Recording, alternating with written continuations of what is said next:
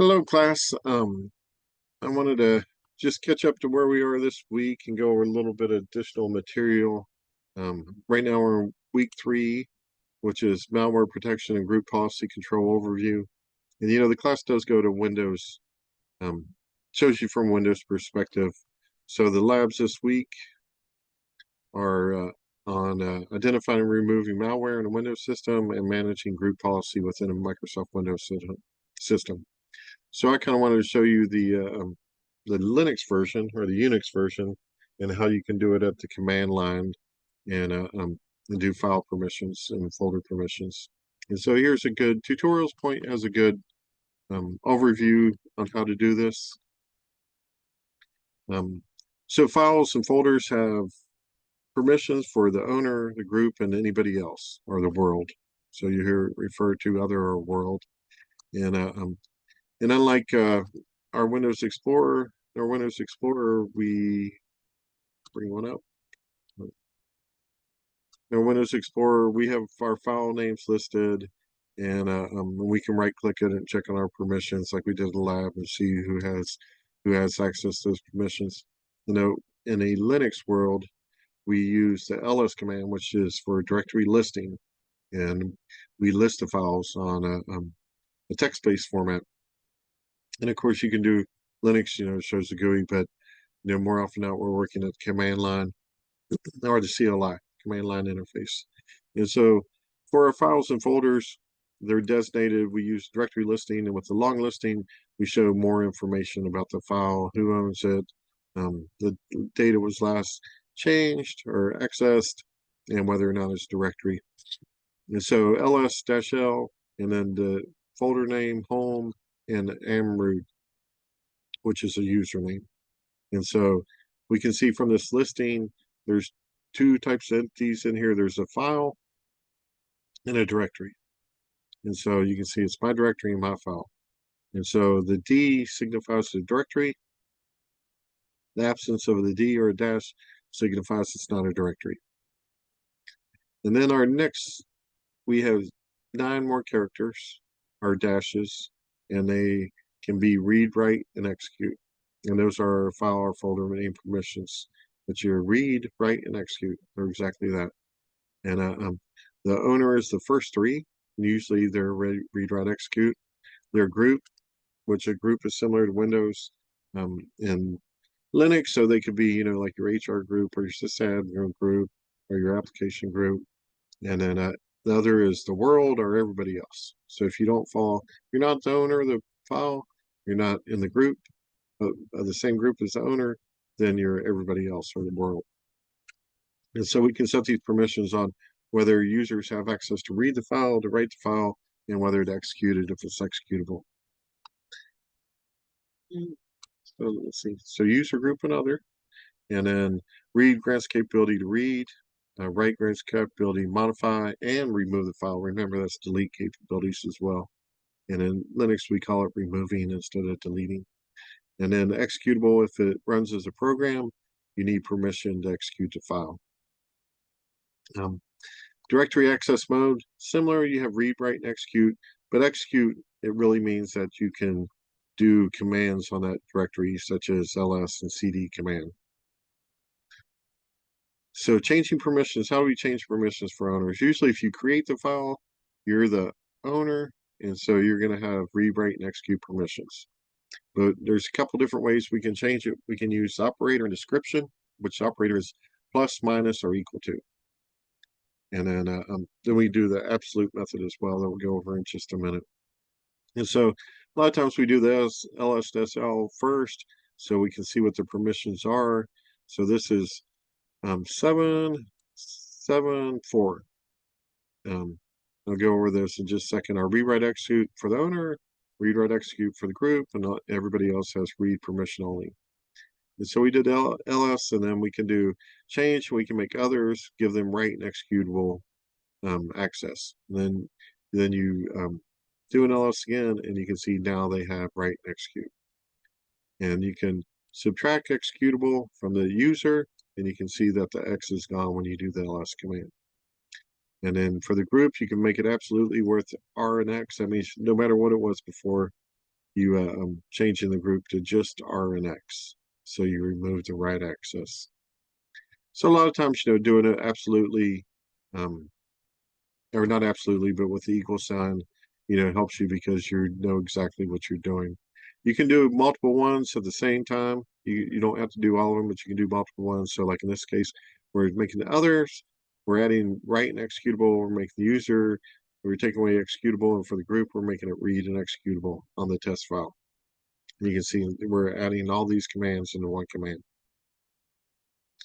All right, with absolute permissions, the permissions on a file, um, there's 0 for no permission, which would be 3 dashes, and then executable is just the X without the read and write. Write is the W, and read is the R.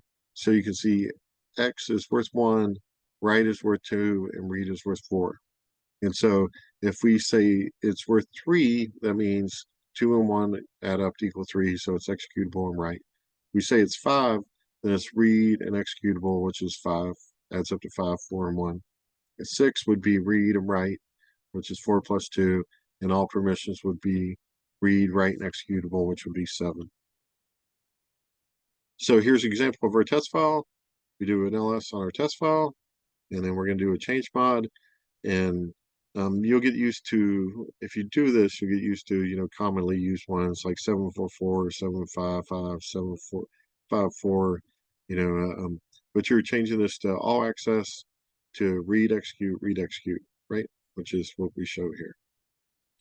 And then 043, I don't see that you would do that one too often. Like I said, usually the owner has the most file permissions, but you can do it. You can remove permissions completely from the file if you'd like to. But you can see how that's no permissions. 4 is read, and 3 is write, and and and write and execute, which is just weird. I mean, like you don't use 3 as much. Give somebody read, but write, but they can't change it. Then, so here's our owner, and here's the group that he belongs to or she belongs to, and we can change that too. We can do that by chown, which is change owner ID, and change group. And so, and this can be frequently done. So you're going to change the owner of this file to this owner. And so this can happen at times because certain files need to be under the application, such as JBoss, or root needs to own them in order to be able to run it.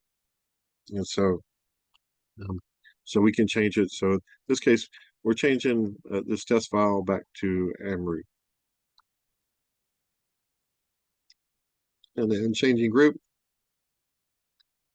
group to whatever group you want it to be, and then the file name. And that's kind of the crux of the Linux files. I just wanted to do this to you, introduce this to you. It's not on the test, but it is good to know. You can go out to Linux as well. Here's a good, file permissions. There's plenty of crash courses, Linux file permissions. They're good to understand how to use the change mod command. Hope this video helps you a little bit. And it is, Linux is very secure with the way they set up file permissions with the read, write, and execute. So if it's at least good that you have experience, that you've seen it. So hope you and Hey, what's going on, guys? got I a just want to little make a very quick video about typical file green screens. Now attributes, we have a little more color, specifically the 12 mode bits that are where stored together with the 4 bits. Right? we can. Step into Wix Studio, where creative freedom meets absolute efficiency. There is a few more colors in This is really tough Linux without now. doing You can see binary or using octal the change notation, mod but command. we're going to do it anyway here. So basically, you have 3 bits. We're going to say 7 is read, write, execute, 6 is read, write, 5 is read, execute, 4 is just read. 3 is write and execute. It's a little bit strange. You'll rarely see that. 2 is just write. 1 is just execute. And 0 is no writes at all. So you're primarily going to be dealing with 7, 6, 4, 0, primarily. So that would be full writes, 7, everything you got. 6, just read and write, no execute. 4, just read. And 0, no writes at all. Okay, so again, we've got owner, group, everyone else. If we set file or directory to 777, then the first bit says this owner can do anything he wants to the file or directory, and it's containing the files it contains. The owner's group can do anything, and everyone else can too. This is like the very least secure setting. You're basically just turning security off. What little security there is in the traditional security model. So generally you'll see something like 750. If you don't need exec permissions, it'll be like 640, 740. So what does this mean? This means owner everything, or owner read and write. Group read.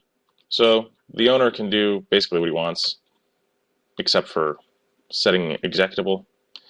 The group can read, and everyone else doesn't have any rights. So if I set this on new file, let's list again.